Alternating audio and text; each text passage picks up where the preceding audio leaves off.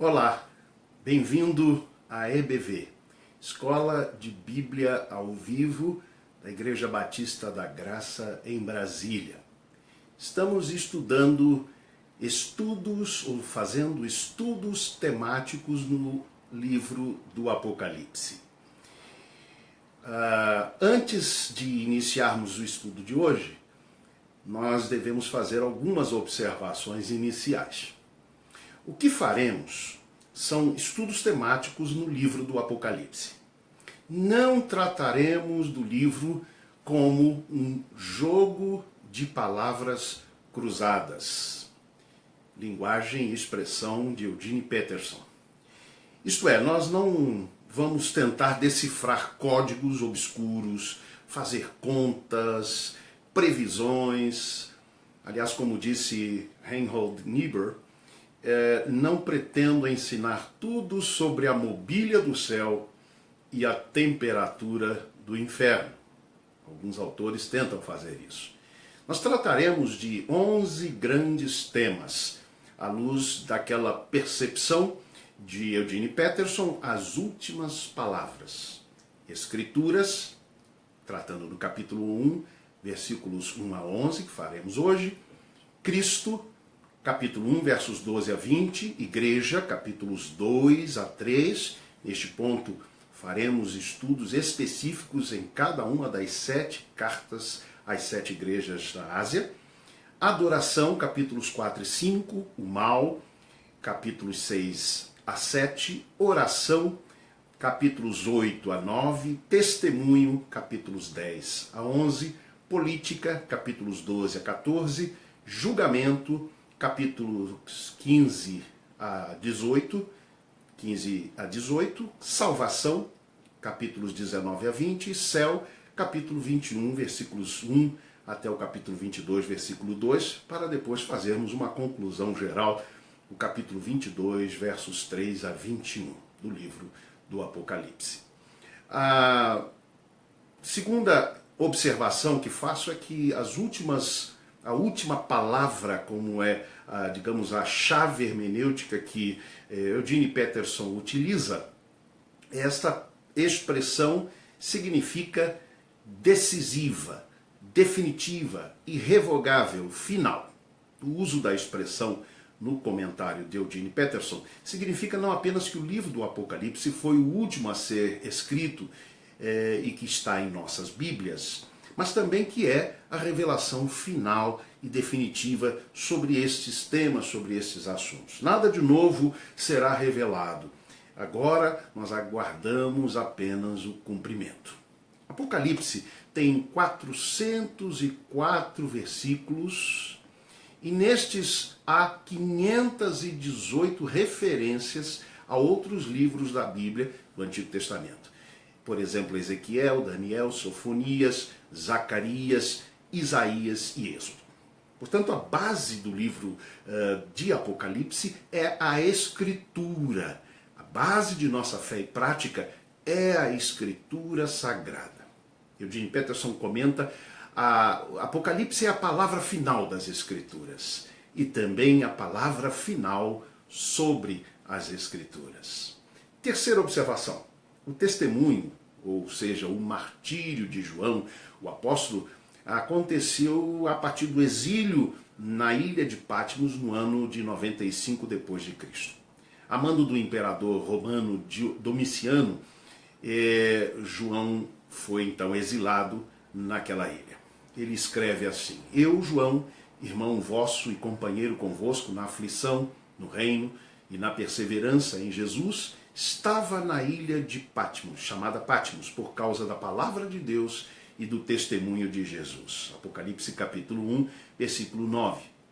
No reinado de Trajano, imperador romano, ele foi liberado do exílio, voltou para Éfeso, onde então pastoreou a igreja naquela cidade e morreu mais ou menos aos 100 anos de idade, assim conta a tradição.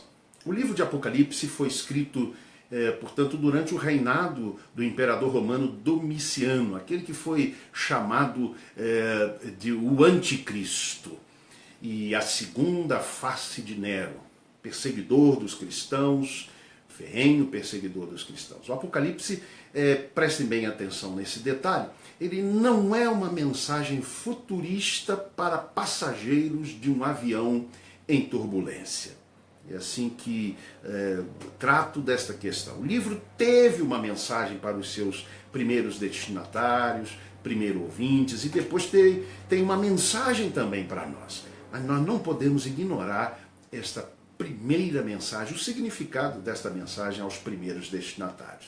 Esta mensagem, encaminhada àqueles irmãos no final do primeiro século depois de Cristo, os animou e os inspirou a enfrentarem as suas lutas. Como escreve McDowell, o Apocalipse torna-se revelante para os nossos dias quando é estudado no seu contexto histórico. O livro foi escrito num período de crise para ajudar os cristãos do primeiro século a enfrentarem problemas específicos decorrentes dessa crise. O livro relata a história dramática de um conflito entre os poderes soberanos, ou entre poderes soberanos, a saber, entre a soberania de Deus manifesta na história em Jesus Cristo e a pretensa soberania de Satanás, manifesta na história pelo poder imperial romano. Resolve-se o conflito com a derrota total de Satanás e a vitória completa de Deus por meio de Jesus Cristo, o seu agente. Jürgen Moltmann apresenta um novo conceito sobre escatologia, não mais como a doutrina das últimas coisas, mas como a doutrina da esperança cristã. Esse conceito é muito importante. O livro de Apocalipse não deve ser enquadrado nesta ideia de escatologia no sentido clássico, mas talvez nesse sentido. Ele é o livro da esperança cristã. O propósito principal do livro de Apocalipse é confortar e animar a igreja militante em seu conflito contra as forças do mal. Assim escreve o pastor Hernandes Dias Lopes. Em quarto lugar, a quarta observação é que nós utilizaremos como literatura principal o comentário de Eugene Peterson, chamado Trovão Inverso, livro do Apocalipse e a oração imaginativa. Rio de Janeiro, editora Abacuque, ou Dan Prevan, editado em 2005. Infelizmente, este livro está esgotado, mas é possível consegui-lo em PDF pela internet. Mas utilizaremos também outros. Nós não pretendemos aqui meramente repetir os conceitos de Eugene Peterson, seria melhor mandá-los estudar e ler o livro, seria suficiente, mas vamos usá-lo como texto base e ele inspira os temas que trataremos aqui. O nosso tema hoje é a última palavra sobre as Escrituras. Está baseado no capítulo 1 de Apocalipse, versículos 1 a 11. A grande pergunta que fazemos é: o que o Apocalipse ensina sobre as Escrituras Sagradas, a Bíblia? Qual é a última palavra sobre as Escrituras que alcançamos através dele? Lemos, portanto, Apocalipse, capítulo 1, versículos 1 a 3 e 9 a 12, parte A. Revelação de Jesus Cristo que Deus lhe deu para mostrar aos seus servos as coisas que brevemente devem acontecer. E enviando-as pelo seu anjo, as notificou ao seu servo João, o qual testificou da palavra de Deus e do testemunho de Jesus Cristo e de tudo quanto viu. Bem-aventurado aquele que lê, e bem-aventurados os que ouvem as palavras desta profecia e guardam as coisas que nela estão escritas, porque o tempo está próximo.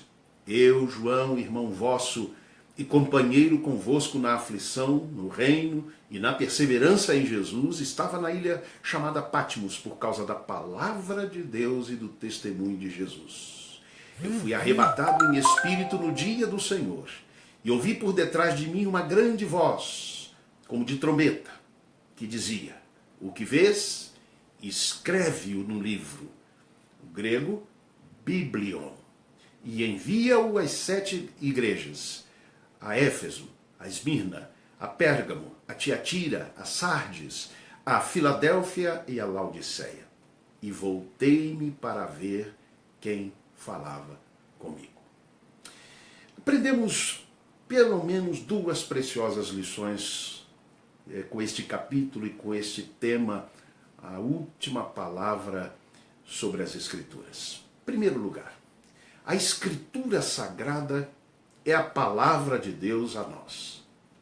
Deus nos fala através da Bíblia.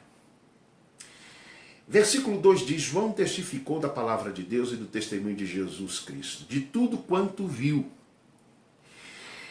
Eugene Peterson comenta: o Apocalipse afirma ser a palavra divina dirigida a nós, não palavras humanas sobre Deus. Quando falamos da palavra de Deus, estamos nos referindo à manifestação verbal escrita de Deus. Se cremos que Deus é um Deus que fala. Se cremos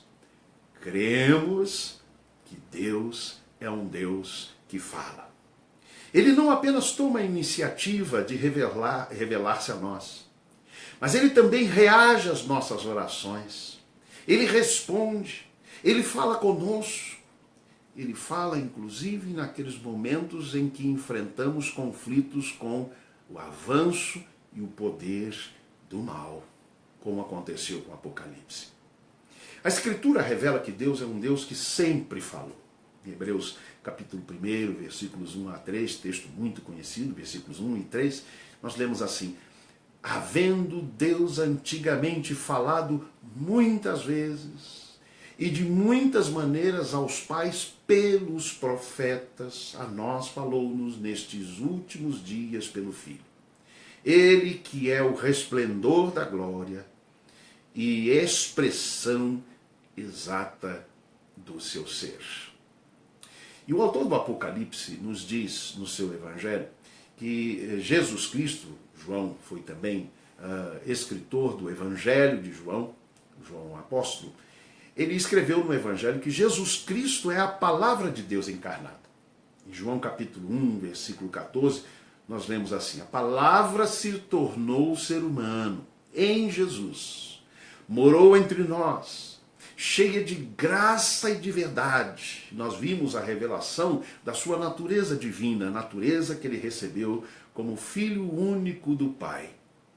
Ou seja, em Jesus, a palavra de Deus, o que Deus falou e quer falar, se encarnou e se tornou gente como a gente. Jesus Cristo, a palavra de Deus encarnada, ou da palavra de Deus escrita, afirmou que a lei chamou deuses àqueles a quem a palavra de Deus foi dirigida e a Escritura não pode ser anulada. João capítulo 10, 35. Jesus, portanto, faz uma associação direta, uma equivalência entre a palavra de Deus escrita e as Escrituras. Então, as Escrituras correspondem à palavra de Deus, aquilo que Deus quer nos falar e deseja nos falar. A palavra de Deus, a lei de Deus, a Escritura Sagrada são, portanto, termos equivalentes. João, então, declara no Apocalipse: bem-aventurados, felizes, os que ouvem as palavras desta profecia e guardam as coisas que nela estão escritas, porque o tempo está próximo. Bem-aventurado aquele que lê. João, portanto, declara a importância ou a bem-aventurança de quem se dedica a ler e a meditar na palavra de Deus. O livro de Apocalipse afirma, preste bem atenção nesse detalhe, ele afirma ser revelação e profecia. Isso está bem claro no texto. Revelação de Jesus Cristo que Deus lhe deu para mostrar aos seus servos as coisas que brevemente devem acontecer, e enviando-as pelo seu anjo, as notificou ao seu servo João, o qual testificou da palavra de Deus e do testemunho de Jesus Cristo e de tudo quanto viu. Bem-aventurado aquele que lê, e bem-aventurados os que ouvem as palavras desta profecia e guardam as coisas que nela estão escritas, porque o tempo está próximo. Então notem que aqui o livro de Apocalipse se declara como revelação e como profecia. O que quer dizer revelação? O grego é o grego apocalypsis, de onde vem a palavra apocalipse. Portanto, significa revelação, significa desvendar, significa descobrir, revelar o que está escondido e oculto, expor, tornar conhecido e manifesto, trazer à luz o que antes era desconhecido. Esse é o significado de revelação, de apocalipsis.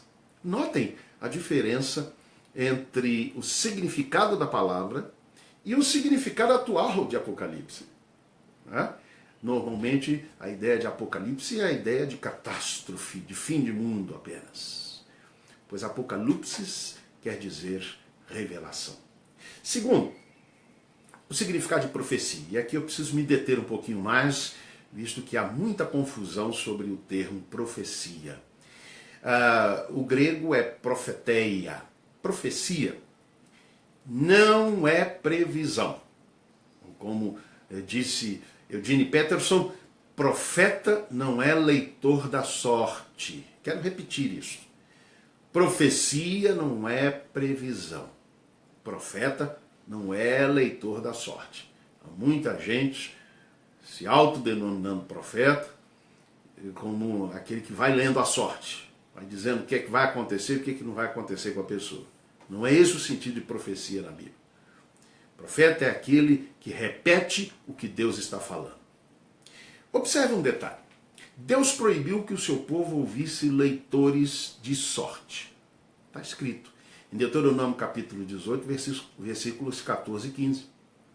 Porque estas nações que hás de possuir ouvem os prognosticadores e os adivinhadores.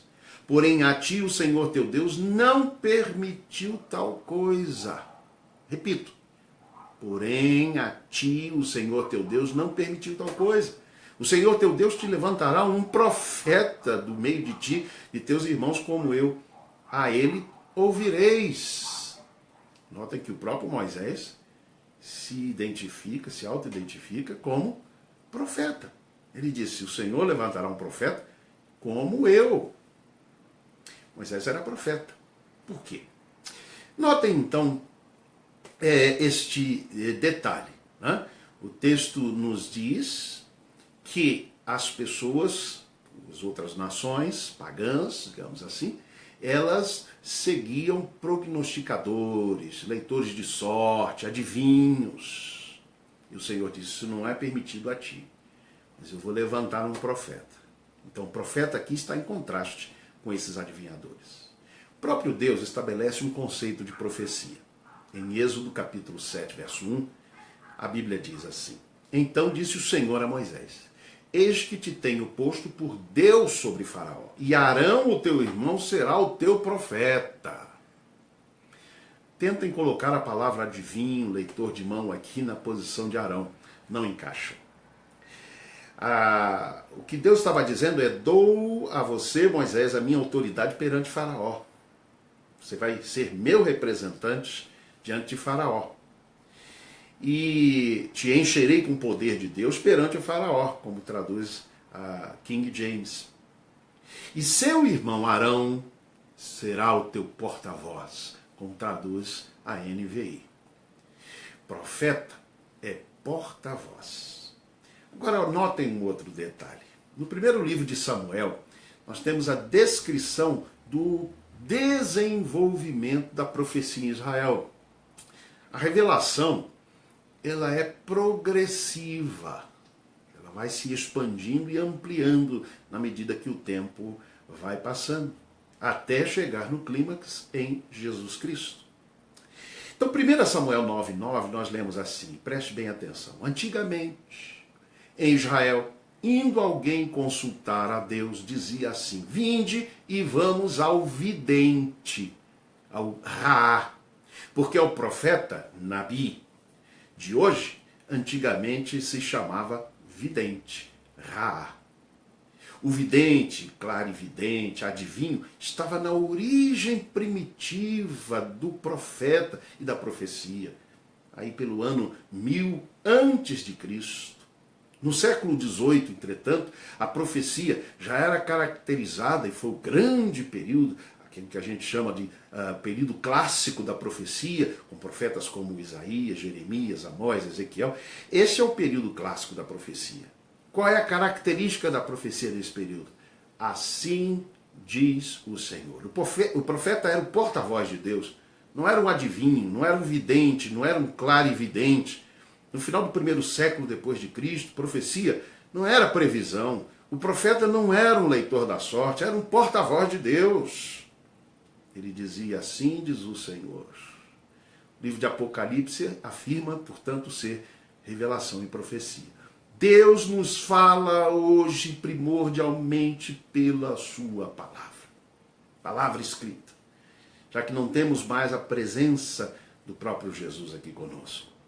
Profecia e revelação não são adivinhação, leitura da sorte, a parte das escrituras sagradas, mas elas são o desvendamento, a explicação, a exposição das escrituras sagradas aplicadas à nossa realidade hoje. Assim diz o Senhor a esta realidade hoje. É isso que é o livro do Apocalipse, o seu objetivo. E visto que, como escreveu Hernandes Dias Lopes, o propósito principal do livro é confortar, animar a igreja militante em seu conflito contra as forças do mal, é esse o principal objetivo do precioso livro.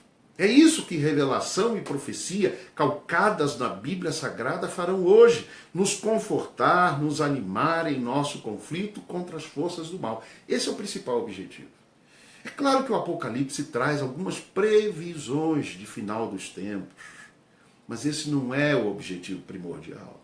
O objetivo primordial dele, volto a dizer, é nos animar, nos confortar em nosso conflito contra as forças do mal, como fez lá no final do primeiro século depois de Cristo.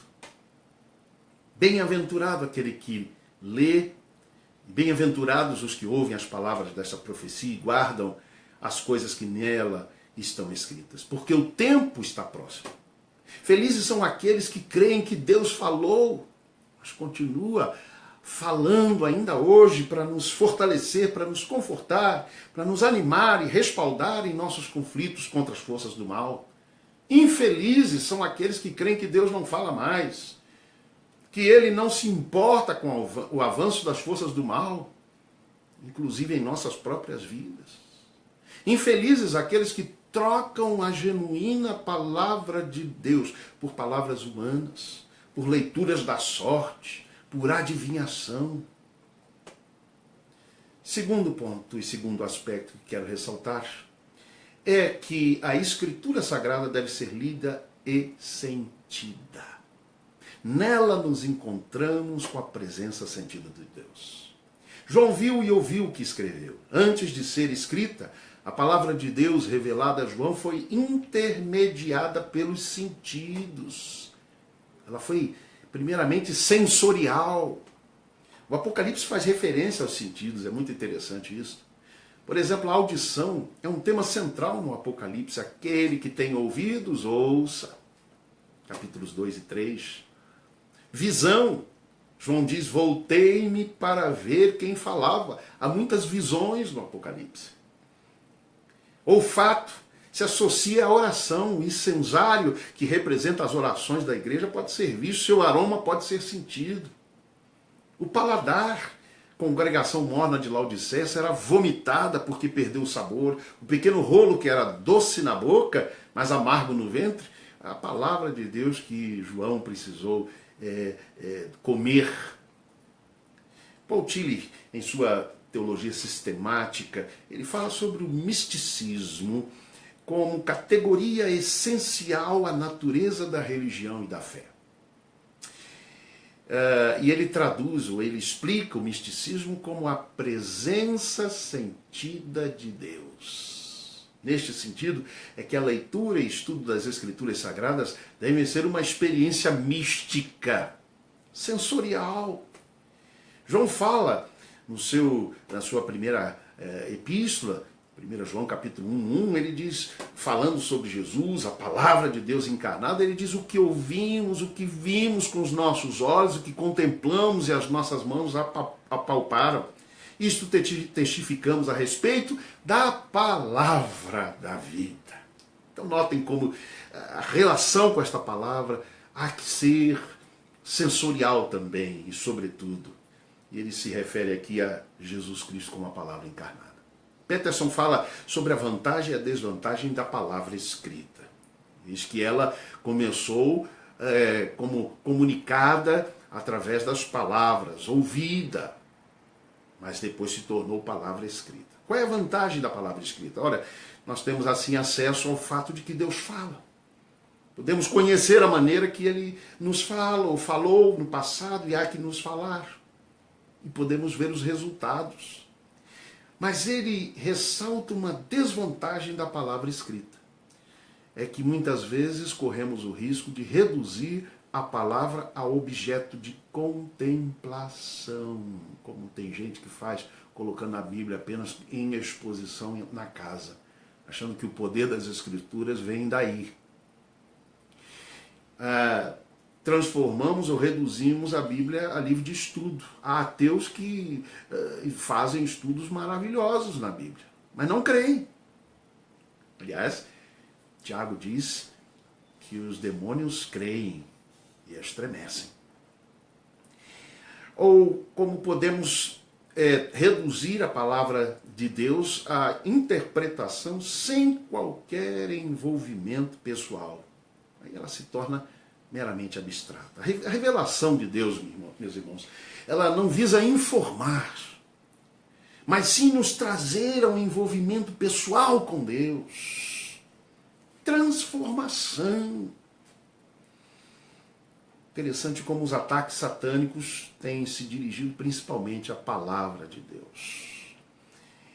Em Gênesis 3:1 nós temos o primeiro ataque, que era negar e distorcer a palavra de Deus. Lembram-se disso? A serpente se volta para o homem e a mulher, se volta para a mulher e diz, então foi isto mesmo que Deus falou, vós não podeis comer nenhum dos frutos da árvore do jardim. Botou em dúvida a palavra. Botou em dúvida a palavra. Primeiro ataque. Mas há um segundo ataque. É quando nós consideramos a Bíblia uma obra maravilhosa, uma obra impressa maravilhosa, mas não nos deixamos afetar por ela. Precisamos, a nossa experiência com a palavra de Deus, nós precisamos de experiências sensoriais, de sentir a palavra, de sentir a presença de Deus ali, naquele texto. Eu pergunto a você, qual foi a última vez que você se emocionou lendo a Bíblia Sagrada? Nós precisamos nos tornar responsivos à palavra, para que haja reação. Precisamos recuperar os sentidos, aprender a ver, ouvir, sentir mais. Ou na linguagem de Eugene Peterson, precisamos de imaginação. O ser total não é só intelecto. O ser total é emoção, os sentidos. Escribas e fariseus conheciam bem as Escrituras, podiam citá-las, mas eles eram incapazes, e preste atenção nisso, de ouvir a voz de Deus. Não foram capazes de reconhecer a voz de Deus em Jesus Cristo. A Escritura, ou as Escrituras, deixaram de ser um meio de ouvir a palavra de Deus. Agora notem a observação fortíssima de Eugene Peterson sobre esta posição dos escribas e fariseus. Ele diz, a tinta, com a qual a palavra era escrita, havia se transformado em fluido de embalsamamento. Que realidade triste. As referências sensoriais, notem, elas não diminuem a importância do entendimento racional. A Bíblia fala sobre entendimento. O próprio livro de Apocalipse, capítulo 13, 18, fala sobre entender. Quem lê, entenda. Então não é que anulamos o raciocínio, a nossa razão analítica, nós anulamos com a leitura mais coração, mais sensorial da palavra. Não é isso. É que nós precisamos inverter Nós precisamos daquela presença sentida de Deus na nossa leitura e estudo das Escrituras. Concluindo, a Escritura Sagrada é a palavra de Deus a nós. Deus fala através da Bíblia. Não esqueça disso. Deus falou ontem. Deus fala através da palavra. Deus fala hoje a nós. Fala a você, fala a mim. Segunda verdade, a Escritura Sagrada deve ser lida, mas sentida sobretudo. Nela nos encontramos com a presença sentida de Deus. Algumas perguntas para a sua reflexão e compartilhamento. Você pode fazer isso em grupos, depois eu vou postar também na página do Face. Primeiro, cite um versículo da Bíblia que tenha ou que ganhou um significado especial para você nessas últimas semanas. O que Deus lhe falou ou quer lhe falar através dele? Segunda pergunta. Como é possível colocar maior foco na qualidade do que na quantidade de leitura da Bíblia Sagrada? Por que a qualidade é mais importante que a quantidade? Terceira pergunta. O que a mensagem do Apocalipse ensina sobre os nossos conflitos com as forças do mal presentes no mundo? 3 perguntas para você responder. Deixo agora uma tarefa para o dia 26/3, o próximo domingo.